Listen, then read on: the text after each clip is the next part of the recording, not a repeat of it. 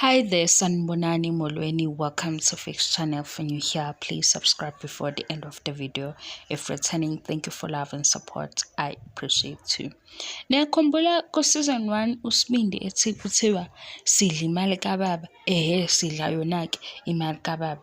Leya picture leya ikhona kudla imali kababa-ke. Angifuni ukunichazela izinto eziningi nina ephambi kwenu. Nayi into esitholakala lapha ku-social media.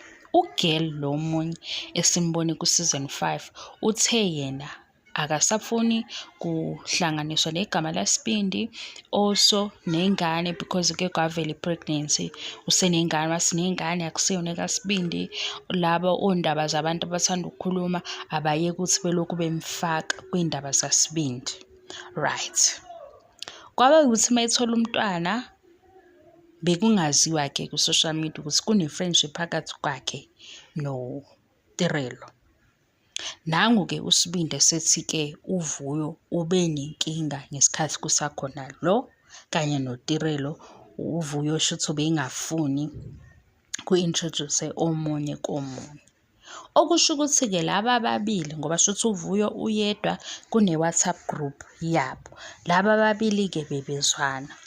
Into-ke eba strange ukuthi ngalesikhathi uVuyo ekhala sebezoprova ukuthi-ke bona bayazwana ngoba nje sonke lesikhathi kune-friendship yabo eqhubekayo ko-WhatsApp bayatholana. Kungalesikhathi sekufika lo episode 2 sekuqala omunye ufaka isithombe somunye nomunye uyofaka ukuthi ungifakile nomunye uyabhala ukuthi zizobe zikhala. Ngoba phela ngo-7 sizobe sibuka uVuyo ehleli noMayeni noMsiliku. Like lezi ngane ezifunani lo hayi guys ukuthi mina ngifike ngithi ngizokhuluma into eqondile la uvela umqondo wami undize. Lona-ke ngoba uphumile usephakathi futhi kulezi ndaba noma ubona ukuthi yena ulahlekelwe naye ithuba lokuvela lapha kwi-TV show. Hayi uSibindi-ke lokhu abekusho ukuthi uVuyo ubengekho supportive, ubengafuni ukuthi nabanye abebelandela yena ubengazwani nabo, ubesho labakhe uTirelo noGirl sengimkhohliwe igama lakhe kodwa ilo wavela ku-season 5. Kanti ngesikhathi evela ku-season 5 wayekade esephathini. Asisazi ukuthi ubani okhuluma iqiniso ngoba phela kwiphathi kwakuyiphathi sami ngikhumbula kahle leya phathi ngoba kuleya phathi uMacele noMakhumalo bangibhora futhi ngaze nganitshela la ngathi bangibhorile ngoba uma ngabe bekunani mayizodla endlini kaMayeni sebemchizela. Asikho-ke lapho ngikhumbula kahle kodwa iphathi. Le phathi-ke leyo yilawo ubaba uMsiliku ayesetatazela khona ethi uyayisaba into eyenziwo uMpumelelo ngoba uMpumelelo usefike nenye intombazane kanti iphathi yomzukulu. Kule phathi yomzukulu kukhona nogogo nomkhulu kaSibindi okuwubaba nomama kaMayeni. Manje akasazi ubaba uMsiliku. Niyabona ukuthi uyawusaba loya mndeni. Asidluleni-ke lapho into ey'ningi ey'velayo wathi ubaba uMsiliku akayazi into eyenziwa uMpumelelo. Uyazi kahle into eyenziwa uMpumelelo ngoba uyamgqugquzela.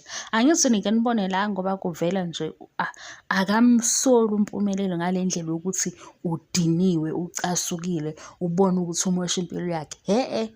uMpumelelo uphila le mpilo ubaba wakhe ade eyiphila. So ubaba wakhe ushaya ihlombe futhi u-proud. Manje-ke laba abawu-2 kusho ukuthi bayaqhubeka ne-friendship yabo. Le friendship yabo ime ngegama likaVuyo. Asazi ngoba phela uVuyo uthe uphumile sebeyoqhubeka behlebe ngobani-ke. Sekuyavela phela niyawazi lawo ma-friendship lawa aqala ngegama lomuntu basipruvelile ukuthi friendship yabo beyihlanganiswe ukuthi bona bakhuluma ngokuthi-ke uVuyo uzoba umamkhulu or uVuyo kwasuka kucima. Vuyokazi uvuka uyithathe lapho uqeda iy'fundo zakho imisebenzi eminingi ungalobu ukhuluma into engazwakali lapha ku-social media udrive abantu ngoba befuna iy'mpendulo. Into ebalulekile ilezo benefitha wena.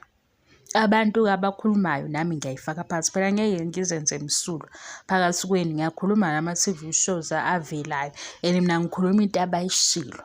Kulona-ke oseyibamba ku-social media kuthiwa u-girl ubuyile, cha, unengane nomunye umuntu wakhe, kodwa kusho ukuthi i-friendship yabo nalo ibilobe iqhutshwa igama likaVuyo, ngoba phela wathi yena akasayifuni into emhlanganisa noSibindi. Noma-ke ubone ukuthi ngoba nakhu sekuvela ukuthi uVuyo khona omunye wayengamthandi, akayiveze-ke ukuthi uyena.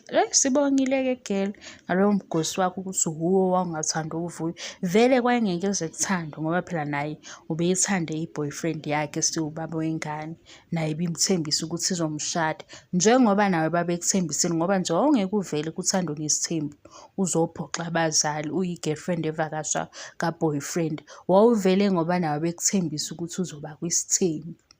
Uhlehlile-ke uVuyo-ke. Qhubekani-ke nibe abangani, hhayi ngegama lomunye. Kaze ngiy'thethiselani iy'ngane engingazazi.